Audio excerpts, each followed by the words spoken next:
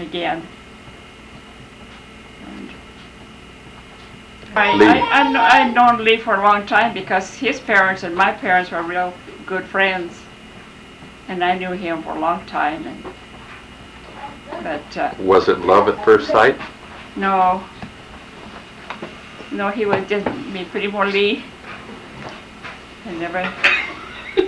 We didn't start going together until 1918.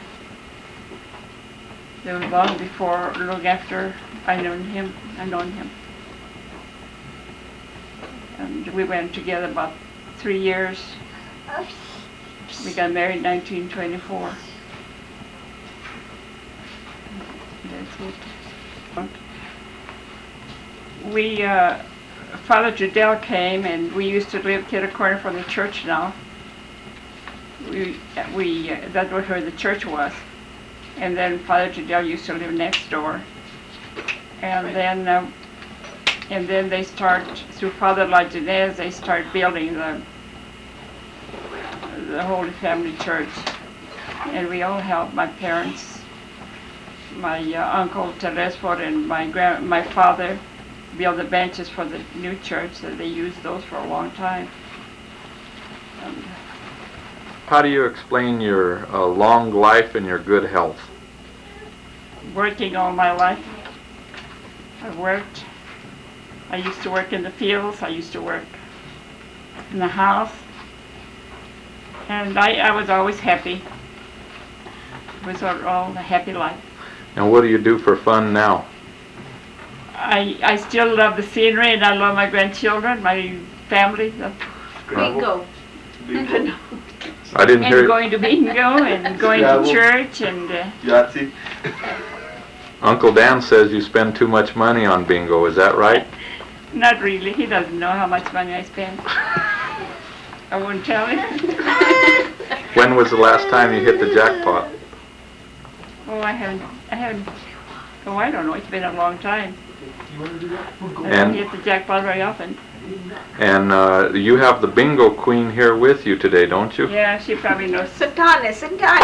Gloria. Yeah, we go in California, David, all the time. Oh, do you really? You and the bear? Yeah, he loves Friday afternoon, Friday night, Yeah. Saturday afternoon. every chance we get. Have you been to bingo back here since you've been? No, I haven't been. I'm going to take it easy over here. I only have one that I have never revealed, and I'm not going to reveal it now.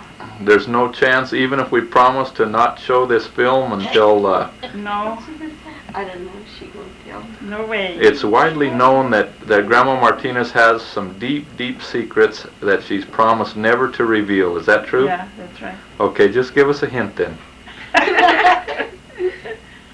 No, it's nothing. It's just a secret that I never told to anybody, not even to my grandparents.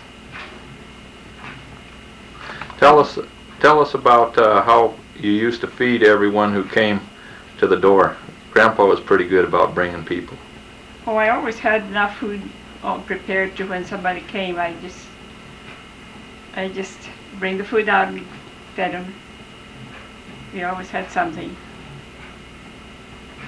And I remember Grandpa running out, Dad running out in the storm, and he killed the dog, killed the sheep. Yeah, the dogs killed a lot of sheep that day. Well, the hail. The hail killed some, and the dogs killed some more. Oh, really? Oh, I thought the hail killed them all. And then Alonzo and I went around the neighboring farms, gathering up our sheep and bringing them back. And of course, the hail was so bad it destroyed the beets. The tops were completely gone. But since beets are underground, then the beet crop came back. But about a few minutes, maybe half a minute before that storm hit, our neighbor, Mr. Lewis, was coming to the house, and by the time he got into the house, his hands were bleeding from the hail because it hit so hard. And then the hail took off the entire northern part of our house, and the supper dishes were on the table. And of course the supper dishes all got filled with water because the pail and the water was coming just all the way in. It was probably one of the worst storms that I have ever seen in my life. More or less, when was this? Probably 1934. About 1934. Gloria, what year were you born? I was born in 1934. Yeah, Yeah. well, then that was, September. Well, you were born after the storm, though. The storm came later. Thank goodness I was born after. Is it the safety of the Sacred Heart? Oh yeah, I have my children are enrolled in the Sacred Heart, including you and all the families. And I belong to the Altar Society, and the advice that I give my children is not to leave the religion, to keep on in the Catholic religion, and to take care of each other. I have a wonderful family. I'm very proud of them. I think I've done a good job. His name was Librado, but he was known by Lee Martinez. And his father was Nestor Porfirio Martinez. And Nestor Porfirio Martinez's father was Felipe Gallegos. His mother was Vicenta Martinez. And my grandfather, Nestor Porfirio Martinez, took the name of Martinez when he went to live with his uncle. And Mom, what was the uncle's name? Do you recall? Juan Martinez. She said? Let me see. Okay, hold on. A little All right. intermission and checking out the lights and sounds of Christmas. Those lights pretty. Where'd you get those, Dan? Where'd you get those lights? Did you buy those lights? Martinez was the mother of my grandfather, Nestor Porfirio Martinez.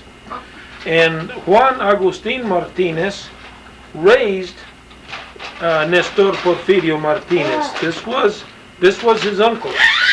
And because Nestor Porfirio was raised by his uncle Juan Agustin, therefore he took the name of Martinez instead of his father's name, which was Gallegos.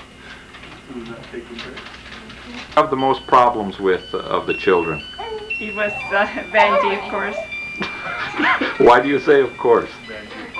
I don't know, because she was always giving us problems. She was never happy with what we'd say. She was never happy. She was always a very unhappy child. And then Anthony, of course, he used to give us a hard time once in a while. Don't tell them about me, Mother. Okay, let me tell you a story about your mother. Your mother. This one's about Santana. Yes, your mom Santana. Grandpa Nestor Porfirio Martinez. You know, his wife was named Santana. She was Santana Salas. Well, my sister Santana was his pet. And then she used to go to him and just tell him, Grandpa, they have a new candy at the store. So he would take out his purse and open it up, and he would give her money to go and buy that new candy. And it's funny how there was always new candy at the store. And Santana was always eating the new candy. Sometimes we had to take it away from her because too much candy wasn't good for her teeth. I want to tell you that my sister Gloria was born in 1934, and we lived out on a farm in LaSalle, Colorado. And running out behind the house was the irrigation ditch. And when my mother would change her diaper, the cloth diapers in those days, she would give me the cloth diaper. I'd go out to the irrigation ditch, and I would wash the diaper there in the irrigation ditch. And then I was the one that always used to. They'd give me Gloria. I'd have to rock her and put her to sleep. And I guess that became my job till she grew up. Up and threw it over the clothesline, and then I had to heat the water and wash them. Tell David Lee about the Alonzo and the rattlesnake when you all lived in Cruzy. Oh yeah, I had company. We had just prepared the dinner, and then Alonzo wanted to go to the toilet. So I told him, "Well, go ahead and go." I prepared him, and I said, "You better go." And so he went, and then he came back crying. He says, "I don't want to go. I don't want to go."